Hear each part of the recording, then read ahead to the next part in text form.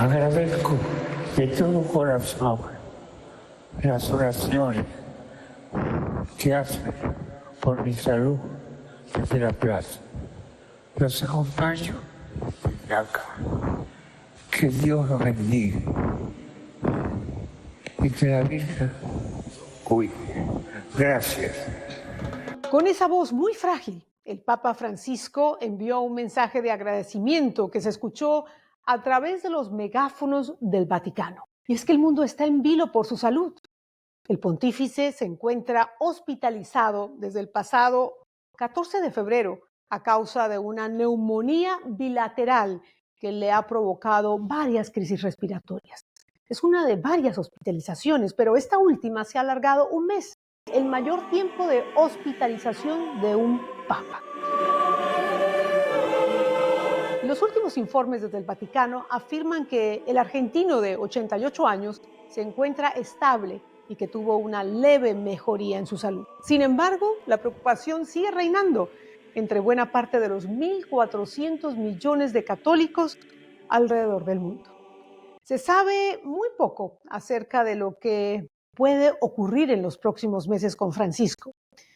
Estamos viviendo un momento extraordinario que solo ocurre unas pocas veces durante nuestras vidas, porque no es muy común que los medios de comunicación, los expertos, mencionen la posibilidad de un eventual cambio de papa en un año tan importante para los católicos como es el año del jubileo, algo que ocurre cada 25 años en la Iglesia Católica. Por eso, para hablarnos de este momento tan especial para la Iglesia, le quiero dar la bienvenida al programa al padre Jorge Enrique Múgica, quien nos acompaña desde Roma. Él es además el director editorial de la agencia CENIT, la Agencia Católica Internacional de Noticias sobre el Sumo Pontífice y el Vaticano. Además, el padre Múgica representa una nueva generación de sacerdotes para los católicos que usa, por supuesto, las redes sociales para comunicarse con sus seguidores. Y un poco sobre esto también queremos hablar. ¿Hacia dónde va la Iglesia Católica? Pero antes, como siempre lo hago, quiero dejarles una invitación para que se sigan suscribiendo a mi canal en YouTube, @PatriciaYaniotVideos. Les recuerdo que es completamente gratis y solo lo hacen dando clic a la palabra suscribirse. Así que esperamos que esas suscripciones sigan aumentando día a día. Y muchas gracias a los que ya lo han hecho. Y también les recuerdo que este programa también está disponible, lo pueden encontrar en Spotify para aquellos que prefieren escucharlo en formato podcast. Y para los interesados en contactarme por acuerdos comerciales, lo pueden hacer escribiéndome a patriciayaniot@laneta.com. Muchas gracias a todos nuevamente por esta sintonía. Ahora sí, comenzamos en ¿Qué pasó con lo que pasó?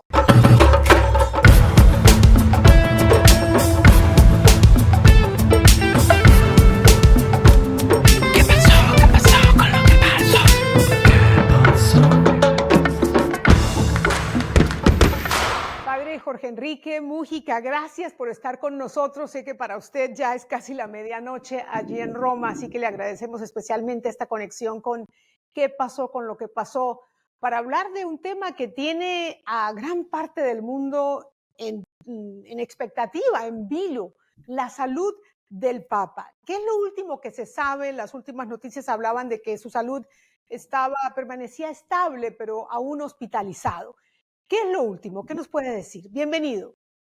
Primero, gracias a ti, Patricia, y un saludo al auditorio, que es el que se interesa en el trabajo que realiza y en este caso en este tema puntual. Efectivamente, para el día que grabamos este programa, lleva el Papa ya 25 días completos hospitalizado, posiblemente variará un poco más conforme pasan los días.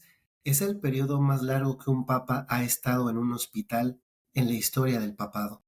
Ya vamos prácticamente para un mes.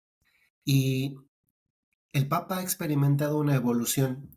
Entró por una bronquitis, las cosas se fueron complicando y en el transcurso de esas 3 semanas, ya casi 4, hubo 3 episodios de crisis que evidentemente pusieron una tensión especial, tan evidenciada por la presencia masiva de periodistas aquí que se interesaban por el tema porque todo apuntaba a una posible eventual muerte.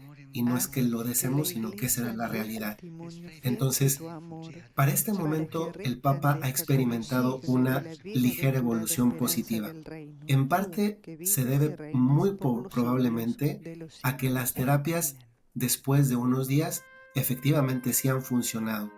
Para este momento, sobre todo considerando que ya van casi y que van poco más de 3 semanas, ya se escucha hablar de un alta médico. Sin embargo, han querido prolongar un poco más la estancia antes de darlo de alta para que regrese a Santa Marta. Así es de que en caso de que no se presente una nueva crisis, podemos estar hablando de que quizá justamente cumplido el mes, el Papa otra vez regrese a la Ciudad del Vaticano.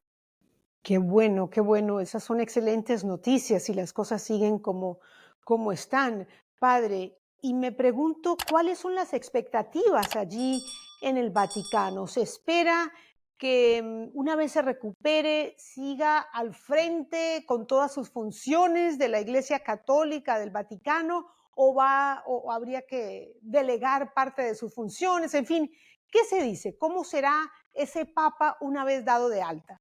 Esta pregunta que haces es muy interesante, Patricia, porque incluso si no hubiese un desenlace fatal, lo cual pues no se puede descartar, francamente el Papa le hace muy mal el frío y en Roma en particular el periodo de tiempo fresco o frío se prolonga casi hasta los primeros días de mayo. No olvidemos que en años pasados incluso el Papa no ha ido al Via Crucis tradicional al Coliseo precisamente por seguir enfermo. Y estamos hablando que el Viernes Santo ya es un periodo bastante adelantado que en otras partes del mundo y es tiempo pues si no de un calor grande pues sí de una temperatura bastante más suave. Esto a lo largo del pontificado del Papa, considerando que además tiene una parte menos del pulmón derecho, ha sido un problema. Entonces, es verdad que el Papa no gobierna, si lo podemos decir así, en todos los detalles de dos realidades que son distintas. Una que es la Iglesia Católica en cuanto pastor, obispo, y otra como líder, pues digamos, político, porque no deja de ser un jefe de Estado, jefe de gobierno a nombre de un país que por muy pequeño que sea, tiene un peso bastante grande en la política internacional últimamente. Basta recordar el contexto de Ucrania y Rusia y también el de Palestina e Israel y las diferentes intervenciones que ha tenido y no solamente. Entonces, el Papa no se vale de su capacidad para gobernar en todos los detalles, delega. Y eso ha sido así también en este periodo de convalecencia. Ha tenido momentos de trabajo, pero en los periodos de radicalización de crisis ha delegado bastante y continúa la delegación. Últimamente, incluso quizá tú también estás al corriente de esto, de la incorporación de dos mujeres en papeles de primer nivel en el gobierno de la Iglesia. Una de ellas en el gobernatorato del Estado de la Ciudad del Vaticano, la gobernadora del Vaticano, y otra de ellas al frente del ministerio, dicasterio, que es como se llaman en terminología específica, del dicasterio para los religiosos, que se ocupa de todos los religiosos, religiosas, consagradas, consagrados, monjes y monjas de todo el mundo, que en una suma total son más de 1 millón de personas. Claro. Yo sé que vamos a entrar en el plan de la especulación, porque obviamente nadie puede asegurar si la salud del padre, del Santo Padre, va a mejorar del todo o si va a deteriorar teniendo en cuenta sus condiciones frágiles, ¿no? De salud. Pero sabemos que el Papa ha dejado una carta de renuncia escrita en caso de que ya no tenga las capacidades para ser el jefe de la Iglesia y el jefe del Estado Vaticano. ¿Hay instrucciones claras de cuándo esa carta debe entrar en vigencia, debe hacerse efectiva? Patricia, uno quizá de los rumores más frecuentes en estas 3 semanas del Papa hospitalizado ha sido una especie de resurrección de algo que él mismo comentó en el pasado a raíz de una pregunta que le hizo una colega tuya, mexicana, corresponsal acá en Roma, de una cadena de televisión mexicana, sobre la posibilidad de una renuncia. Después de la renuncia de Benedicto XVI, ha sido quizá la pregunta más frecuente en las diversas y múltiples entrevistas que le han hecho al Papa Francisco. Y en esa entrevista en particular, que Si si può no cambiare recuerdo mal Papa, es de 2013, si può le cambiare, io preguntan non si c'è él también problema. renunciaría. Y él dijo Ma que credo ya che devo tenía una limitarmi carta un que había po' entregado en con ese questi momento al sforzi. cardenal secretario de Aún así, Estado, cuando ha que tenido era uno problemas distinto físicos, al como que por está ejemplo los de actualmente. rodilla, el En Papa aquel ha momento el reiterado que se cardenal gobierna Bertone, con cabeza. actualmente es uno Y diferente, el precisamente cardenal de esto Parolin. está muy bien. Bueno, Es lo el que Papa dijo fue uno el de que sus médicos reveló cuando esto, por eso atendió a la sabemos que prensa hay para una explicar carta las que condiciones existe de salud del donde Papa en España. él se anticipa a decir que soy quien renuncia en caso de que no esté en condición de gobernar. Entonces, existe por una parte una carta, pero por otra parte, para que una carta de ese tipo entre en efecto, es decir, se haga real, cobre efectivamente el cariz de una dimisión, esa carta pues tiene que cumplir con los requisitos de lo que el Papa dice, que no sea capaz de gobernar.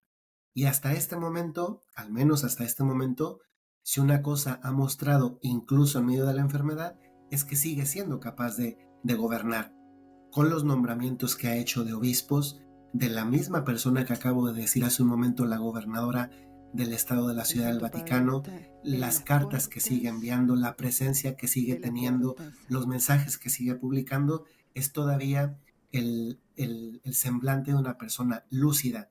Tal vez muchos de los que nos escuchan, que nos ven, tú misma recuerdan este mensaje que el Papa envió de viva voz para agradecer las oraciones. Entonces, es verdad que se escucha a una persona enferma, y además una persona enferma de 88 años, pero no es menos verdad que es una persona lúcida. Entonces, para que entre en efecto esta carta, el Papa tendría que quedar pues en un estado de coma, en una incapacidad mental, y creo que al menos por las vías respiratorias no es el caso.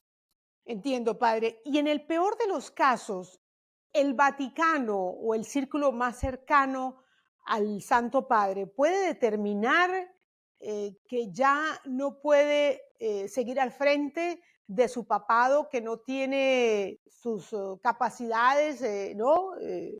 Sus capacidades para seguir al frente de esta gran responsabilidad. En ese caso, eh, pasaría a iniciarse el proceso del cónclave un poco.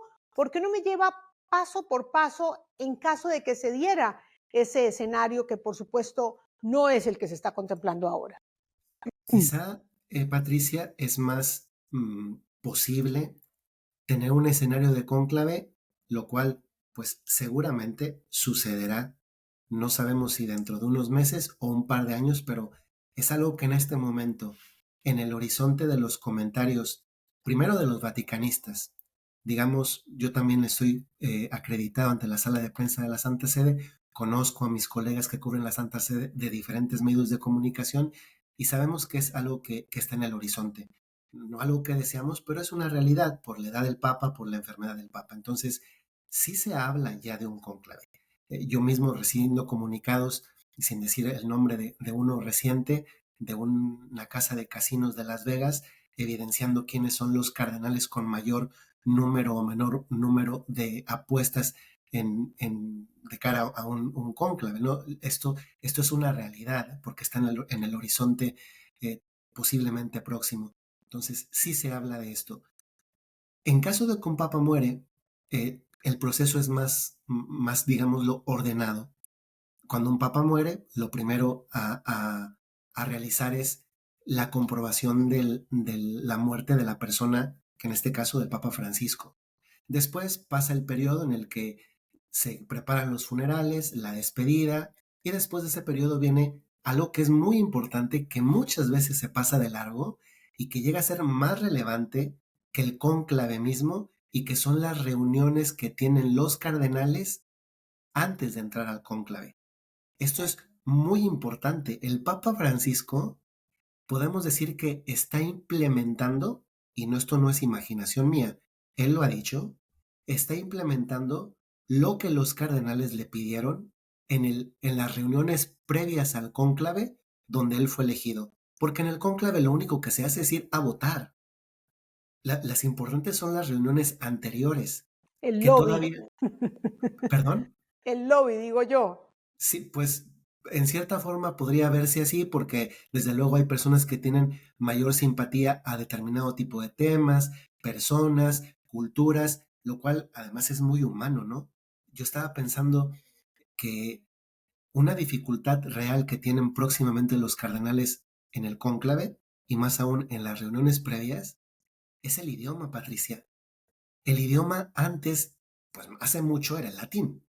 Después fue sustituido por el italiano, pero el Papa ha creado cardenales de lugares tan remotos, eclesiásticos que nunca han pasado por Roma, que no comprenden el italiano, y en este periodo del Papa Francisco de 2014 más o menos hasta la fecha, no ha habido reuniones de cardenales, entonces no se conocen entre ellos y no hablan el mismo idioma. Uno podría pensar, se comunicarán en inglés, pues tú que conoces la realidad latinoamericana y también la de Norteamérica, ¿cuántos cardenales no hablan inglés? Entonces, hoy en día hay un problema muy real que es el de comprensión. Pero es verdad, hay cada vez se habla más y es razonable, ¿no? Es razonable hablar del cónclave, pero se olvida este proceso previo de las reuniones anteriores en las que también pueden entrar los cardenales que tienen más de 80 años a estas reuniones que son antes del cónclave, entran todos, de más de 80 a menos de 80. Ya al cónclave, solo los menores de 80, que son los que pueden elegir. Por eso son tan importantes las reuniones anteriores. Y sospecho, pero esa es una cavilación, que este cónclave tal vez va a durar un poquito más precisamente por el problema cultural, procede de diferentes regiones geográficas y por el problema del idioma. Y en el caso que tú manejabas, me parece que era más, no sé si me quieres corregir, pero era más en caso de que fuera por imposibilidad. Eso sería algo, pues, inaudito porque no ha sucedido, al menos no hay un registro histórico de un papa que se le haya dicho no puede continuar y que entre un proceso, pues, por ejemplo, ponle tú que está en coma, que no ha sido el caso del Papa Francisco y que parece que no va a ser, pero como hipótesis podría ser, eso sería una novedad absoluta. Claro, sería inédita esa situación. Padre Jorge Enrique, y yo me imagino que, bueno, ni al cónclave ni a estas reuniones previas de cardenales pueden acudir traductores oficiales del Vaticano, porque usted me dice que habría un problema de comunicación. Me pregunto también si en estos periodos de especulaciones, de rumores, también hay intrigas, porque, bueno, ya se estará pensando quién podría ser el sucesor del Papa Francisco. ¿Es así? ¿Funciona así también allí? Mira, yo creo que hoy en día con la facilidad que tenemos de relacionarnos y a veces incluso sin buscar, pero que nos lleguen en TikTok, en Instagram, incluso cortitos que nos atraen, está muy presente. De hecho, creo que ha sido algo muy afortunado para la película Cónclave. Y a veces se puede pensar que lo que se maneja ahí es exactamente una foto de la realidad. Digo, algún fundamento en la realidad tiene alguna parte de la película. No puedo decir que es así o no es así porque nunca he estado y creo que nunca estaré en uno.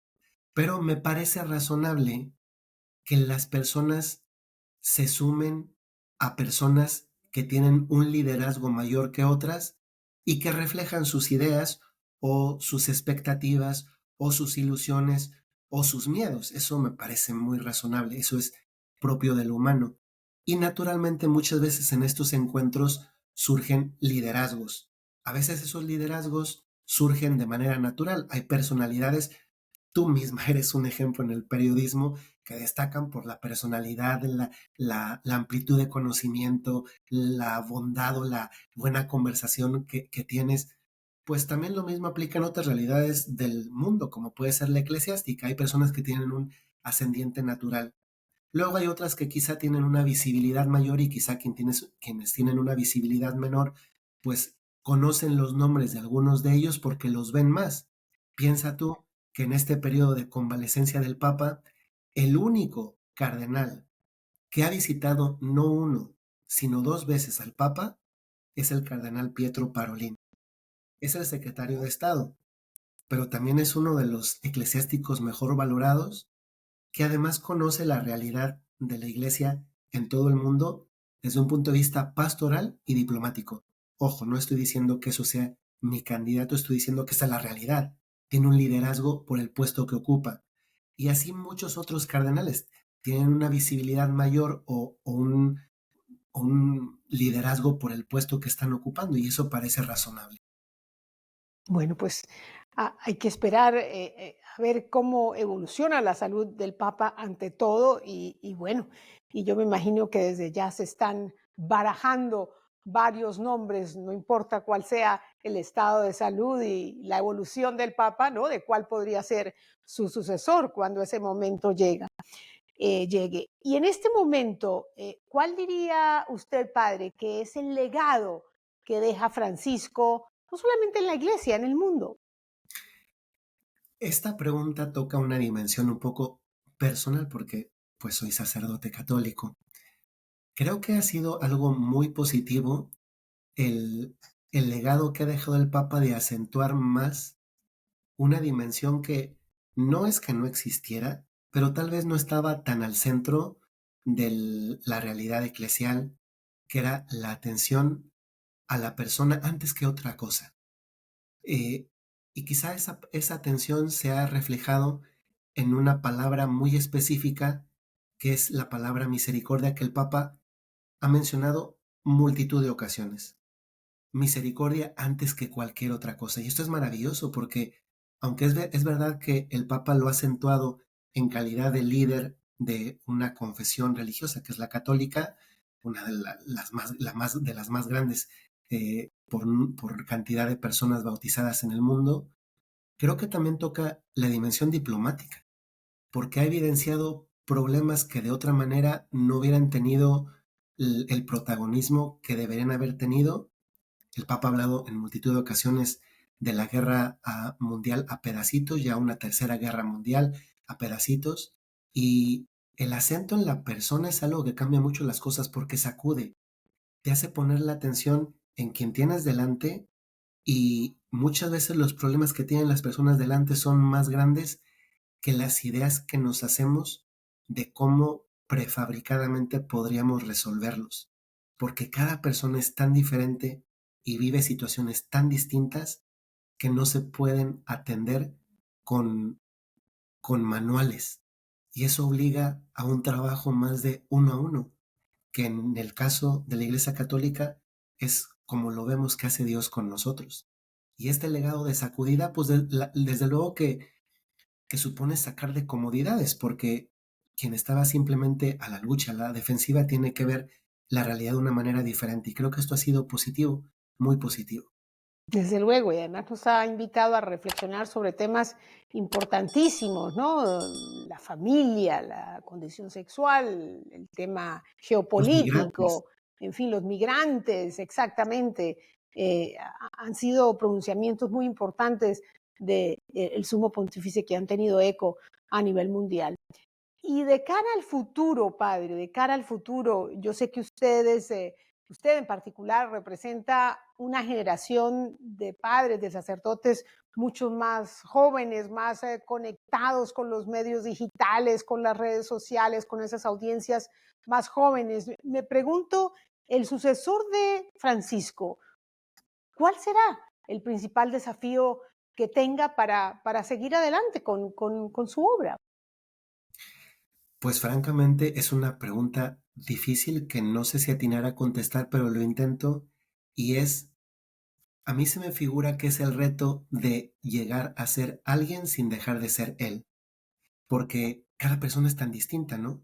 Y nadie puede llenar los zapatos de nadie más, porque solamente esos zapatos son para esa persona.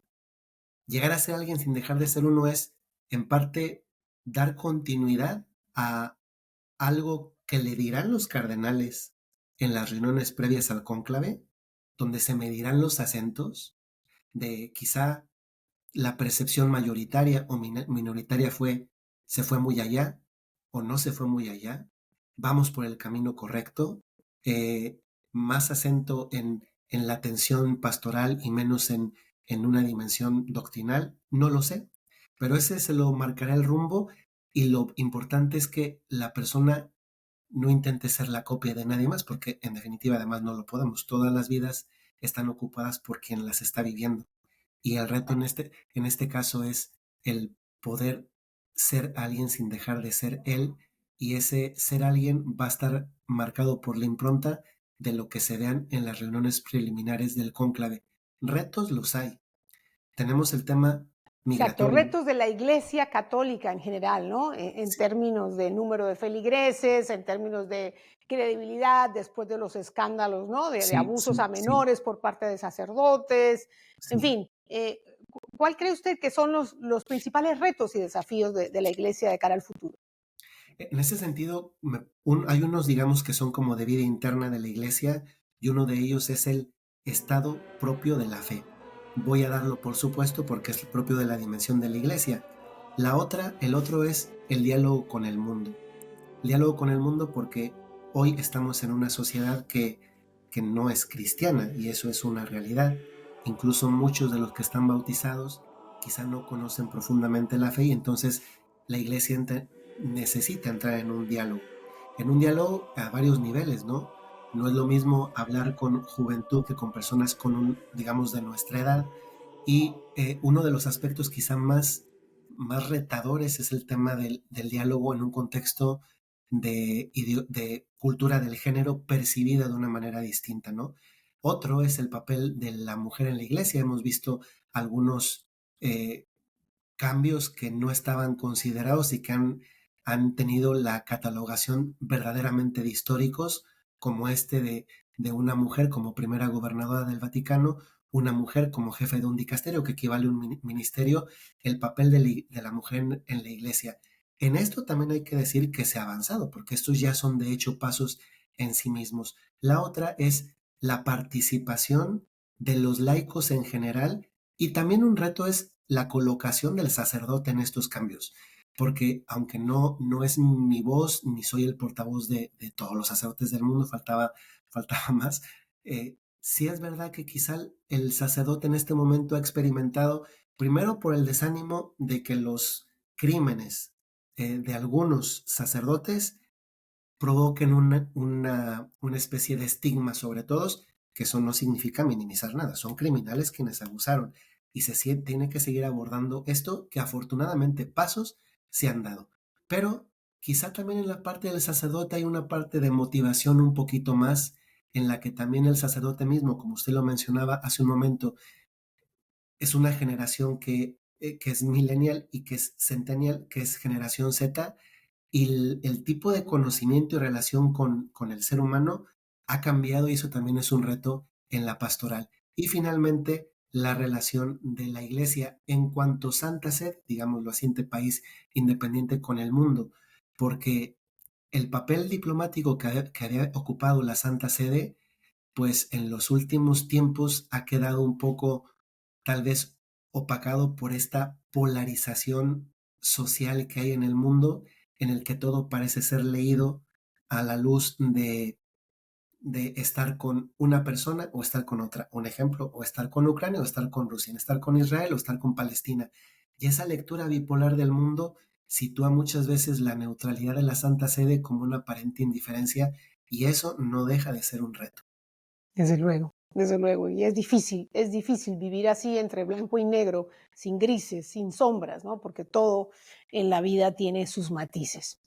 Pues padre Jorge Enrique, un gusto hablar con usted. Gracias de nuevo por acompañarnos y por supuesto deseamos la pronta recuperación del Papa Francisco. El mundo quiere verlo de nuevo, por lo menos el mundo católico quiere verlo de nuevo activo, como ha sido su característica, activo y también pronunciándose, ¿no? Pronunciándose sobre los temas relevantes. Gracias de nuevo por estar aquí en ¿Qué pasó con lo que pasó? Gracias, Patricia, a ti por la invitación. Quieran o no, es imposible no hablar del fin del pontificado de Francisco. Está frágil de salud y ya tiene 88 años. Pero estas condiciones, además, se dan en un año, como les decía, muy importante para la Iglesia. 2025 es el año del jubileo, algo que ocurre cada 25 años. Y desde hace tiempo, Roma se la ha visto con diferentes obras a lo largo de la ciudad, porque se ha estado preparando para la llegada de millones de peregrinos y de millones de turistas. Se esperan entre 32 y 40 millones de personas a lo largo del año. Normalmente, el Papa preside misas semanales, tiene programadas audiencias todos los miércoles, y este año del jubileo se han agregado muchas más los sábados, con la esperanza de que millones de personas que se unen a la celebración de la alegría, del jubileo y el perdón al llegar al Vaticano puedan ver al sumo pontífice. Pero hasta ahora estas audiencias han sido canceladas, por supuesto, por la salud del Papa, y esto genera una gran preocupación, una gran decepción entre los feligreses, que en algunos casos ahorran mucho tiempo para llegar hasta el Vaticano y participar en estas celebraciones. Es de prever que de regresar a sus actividades, el desempeño de Francisco sea limitado y, por supuesto, su contacto con el público también, por razones obvias. Lo que genera otra pregunta. ¿Podrá el Papa volver a visitar su país, como muchos en Argentina se lo reclaman? Hasta ahora no lo ha hecho en 12 años desde que fue elegido Papa. Y esa es una gran deuda pendiente con quienes lo quieren ver en su tierra de regreso como pontífice antes de que sea demasiado tarde. ¿Francisco le queda otro capítulo por escribir? Tendremos que esperar para ver cómo evoluciona su salud, que ojalá siga recuperándose satisfactoriamente para la alegría de millones que lo siguen y lo adoran en el mundo entero, y para aquellos que ya hicieron planes para viajar al Vaticano para recibir tal vez una última bendición.